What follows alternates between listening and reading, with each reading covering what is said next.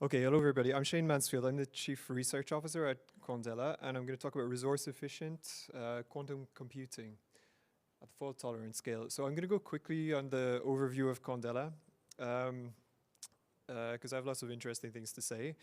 Company was founded in 2017. We've actually really been focused on quantum computing since 2020. We put our first QPUs online in 2022. They're publicly accessible. If you go to cloud.quandela.com, you can sign up. It might take a few hours to get validated, but everyone gets free credits. So it's a lot of fun to play with.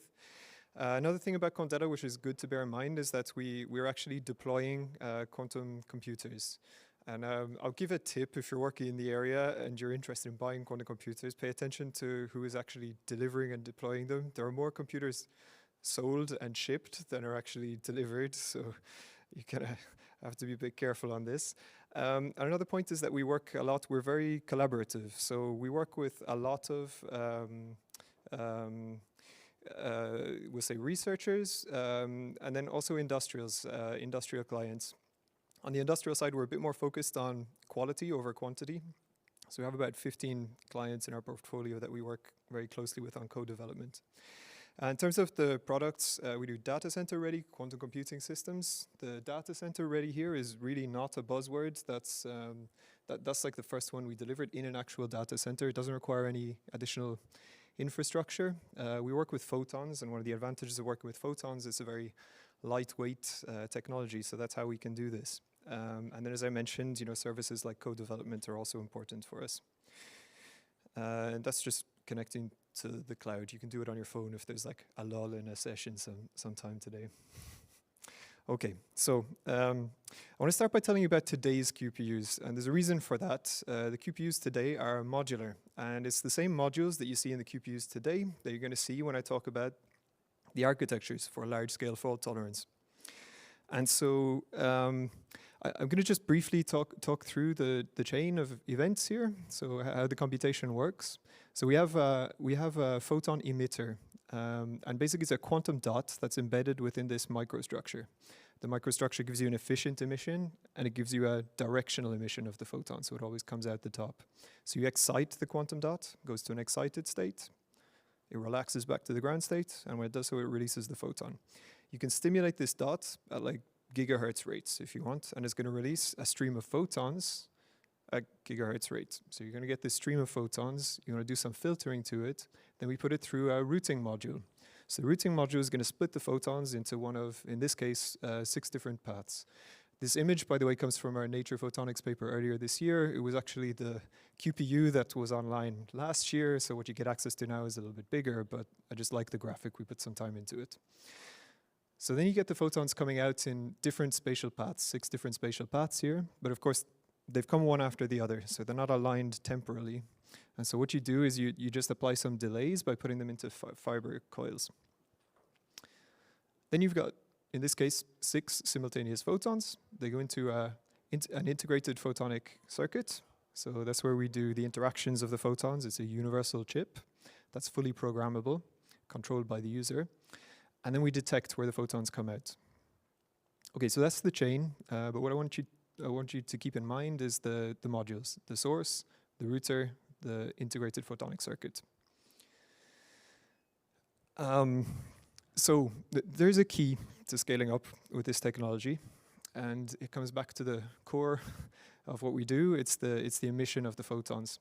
So the photons are emitted from a quantum dot, and it's actually, what we're doing is we're working with a hybrid technology. That quantum dot is a little piece of matter, and in fact it has a spin, and that spin basically makes it a qubit. The spin can be up or down or in a superposition, as you wish. So that's a qubit. And basically what we have is a matter qubit, a spin qubit, that's emitting photonic qubits. So that's the hybrid approach.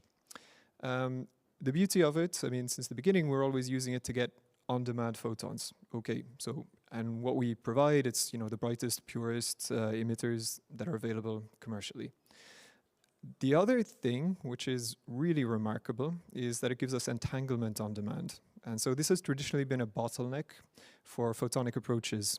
Generation of entanglement is a difficult task for photons. And so we break the bottleneck. The spin qubit, when it emits a photon, the photon, its polarization is entangled with the spin. And if we emit a stream of them, they're all entangled with the spin qubits, and mediated by that entanglement, they can be entangled with each other. So you can emit streams of entangled photons.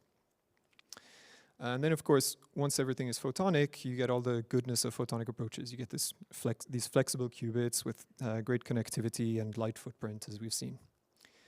Okay, so you know, we quietly progress. It's kind of our way. We don't go shouting enough, maybe sometimes. But we hit a pretty big milestone in 2024 on these spin-photon interfaces, where we demonstrated in this paper, we've demonstrated reprogrammable entanglement generation. So here you've got all the entangled states that you can generate from the spin qubit and 3 photonic qubits. So here you've got a GHZ state, here you've got a linear cluster state, and a couple of others. So that's a really big milestone, this demonstration for us.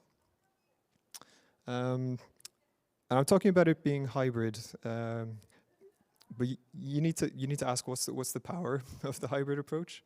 So it's mostly light-based, but there's a little bit of matter in it. And the advantage of having taken this hybrid approach is that you can kind of get the best of both worlds. So when you're working with light-based with photons, you get these like modular, flexible, networkable, light footprint because you have warmer operation, you don't need crazy cryogenics. But the thing that's difficult is especially this one, probabilistic operations. And having this piece of matter at the core of our system just allows us to get over that bottleneck. So you get the best of both worlds. All right, so how does the hardware look at scale? So now you kind of realize why I wanted to show you the technology as it looks today, because you're seeing the same modules coming back. So you need a bunch of quantum dot emitters. You need a bunch of routing modules, which are going to, so they're going to be each emitter is going to have an associated routing module that's going to route the photons into different paths. And then you can have a bunch of small integrated photonic circuits that do some gates between those photons. That's essentially how it looks at scale. It's a lot of emitters, a lot of routers, and a lot of peaks, integrated photonic circuits. How these are connected is maybe the next thing, and I haven't said anything about that yet. The connectivity is determined by the error correcting code that you want to run. Okay, so I'm going to switch to something about error correction now so that we kind of get an insight in how these should be connected. I'm going to say a few things about the basics of error correction. I don't know what everyone's background is, but you know, I just wanted to give like a few pointers that maybe everyone can kind of get some understanding of what's going on with error correction. The basic idea is that you're going to use entanglement to spread out your information. So you're going to spread your information over a bunch of entangled qubits. The idea is that if some of those qubits get corrupted, the information is hopefully spread out enough that from the remaining ones, you recover the information. The next thing that you got to do in error correction is you got to perform regular measurements which allow you to detect, and because measurements, you know, disturb quantum systems, they can also allow you to correct the errors. So you're doing these regular cycles of measurements that detect and correct errors. And the third point is this really, I mean, it's the magic of error correction. It comes from threshold theorems, which have been around for about 20 years. And they tell us that if you get the physical error rates low enough, then adding more qubits to your system and using error correction allows you to push the errors even lower.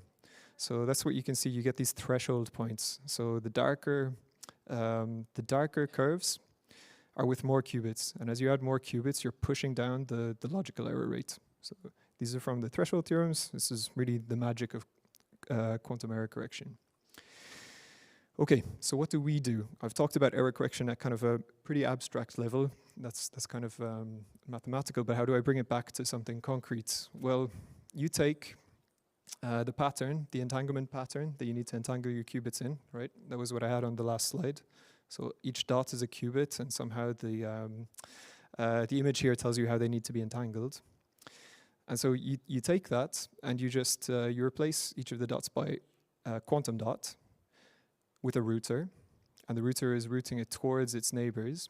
And at the intersection of each, you've got a small integrated photonic circuit, which in this case, in the first version of our spin optical quantum computing architecture, was performing a CZ gate. Okay, the beauty of these CZ gates actually is that we can repeat them until they succeed. This is not something you can do in all photonic approaches, right? It's something that you need this hybrid technology for. So the repeat until success gates. If we want to break the bottlenecks of photonics, you got to be able to generate deterministic 2-qubit gates. So we have two ways of doing it. We can generate them at source, but we're also able to supplement that with these repeat until success gates, which adds possibilities for, adding more long-distance entanglement links. It all works through using the spins as a kind of a memory. So you try to perform the gate, sometimes it works, sometimes it doesn't. If it doesn't work, it's not a big issue. You have a memory of the initial state in the spin, you just get it to emit another photon, and you try again. So you just get to keep repeating until it succeeds. There's another point about that, so you're performing a gate between two photons here, but you're also measuring them, so you're destroying them as you do it. But then there's something known as gate teleportation, which means that this effectively runs a 2-qubit gate between your two spins. Okay. That's about the repeat until success gates and about the architecture that we've been proposing. So there's been a version 1 and a version 1 about a year ago and a version 2 a couple of months ago. We've got state-of-the-art thresholds. I didn't want to go into that today. You can find all the details in our papers. We've been very open about that. What I do want to do today is make a comparison between our hybrid technology and what you would do if you're working with all photonic technologies, right? So if you don't take this hybrid approach. The hybrid approach, as I said, it gives you deterministic sources of photons, is high efficiency, and even working with a single source, as you can see on today's QPUs, is already useful and interesting. You can do interesting things with it. If you work with the all photonic approaches, so you're not working with matter, you're limited to probabilistic sources of photons. All right, so you can do parametric down conversion with crystals. You can do other things on chip with ring resonators and 4-wave mixing, but they're all inherently, fundamentally probabilistic. They work sometimes, but not all the time. So they're low efficiency, and the point with that is you have to mass produce them or they're useless. So if I want one photon on demand, with our technology, you just need one source. If you want one photon on demand with the probabilistic technology, you need to have many of them, right? If they're going to work 1% of the time, you're going to need, several hundreds to just have to be pretty sure that at least one of them is going to work when you ask for it to work. And then you're also going to have to deal with the complexity of identifying where it worked and routing the photon from where it worked to where you need it through a big active switching network. Okay, that's the start of the story. The second part of the story is that I told you we could generate entangled photons at source. And we can do this again with high efficiency, and even a single source is useful. And what happens if you do this in the all-photonic approach? Well, you need to generate each of those photons first. So you need many, many of those networks. And then each entangling operation itself is probabilistic, which means that you need to, again, multiply how many of those generators, how many of those sources you need.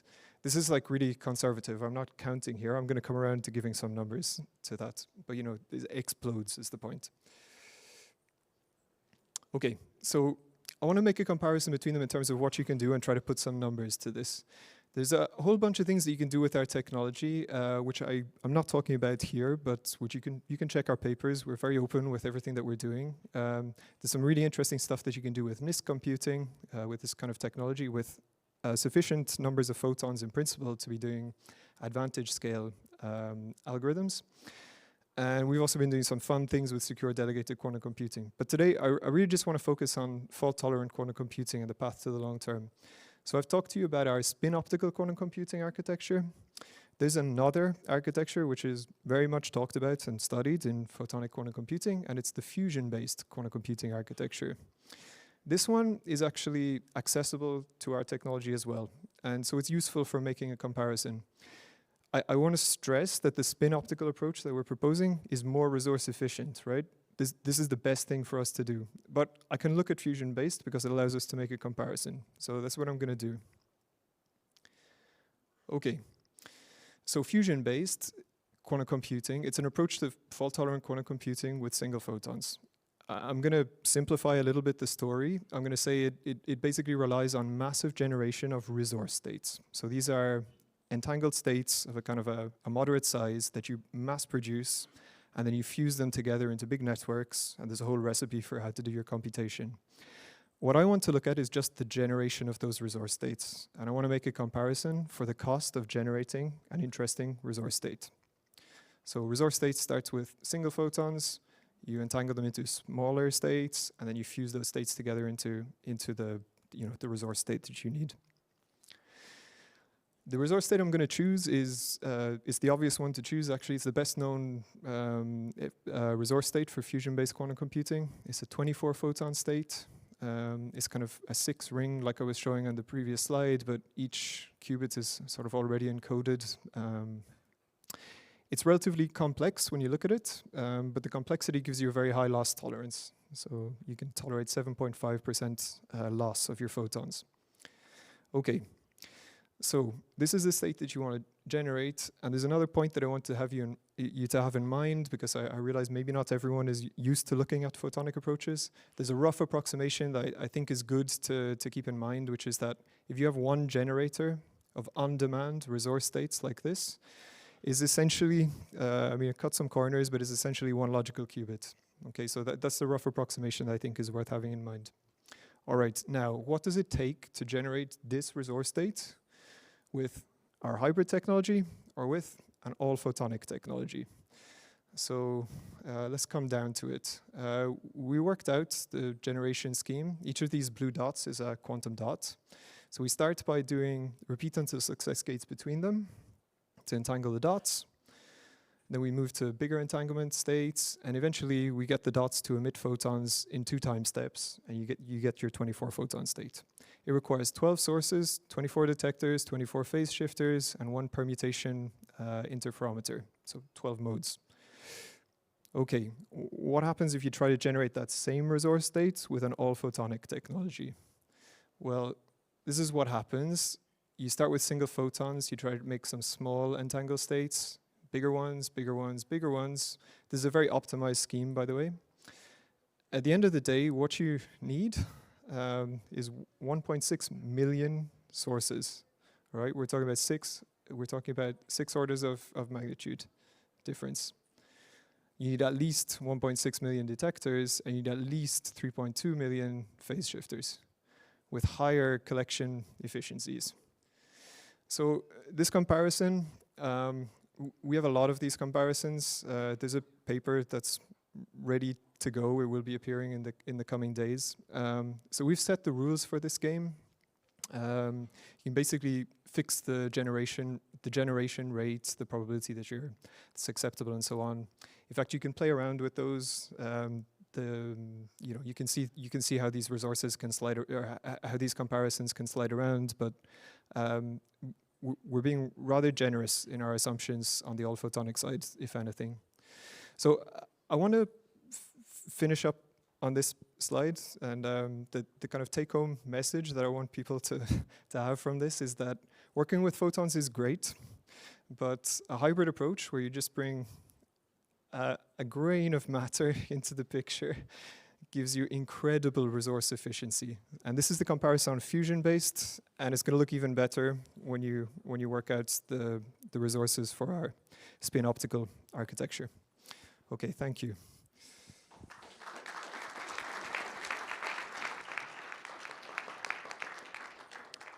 Thank you very much. We have time for one quick question.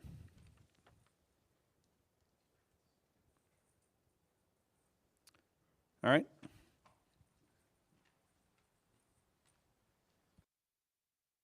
I-12. So I guess the obvious answer is that you have 12 photon pairs that you want to generate, but can you do it with less, really, actually? Yeah, so you could do it with less. There are other schemes that you can use. You can use a single source, and you can emit 24 photons from it. And you can just entangle them one by one. There are actually a whole variety of schemes, and in the paper, which you'll be able to see how it looks when you try to do things more photonically or more with the spins. And in terms of resources, the more you lean on the spins, it appears the more it's better in terms of resource efficiency. So there's some trade-offs as well for the per component loss that you can tolerate. But yeah, I think the message I would give is that the more you use the spins, the more resource efficient it becomes.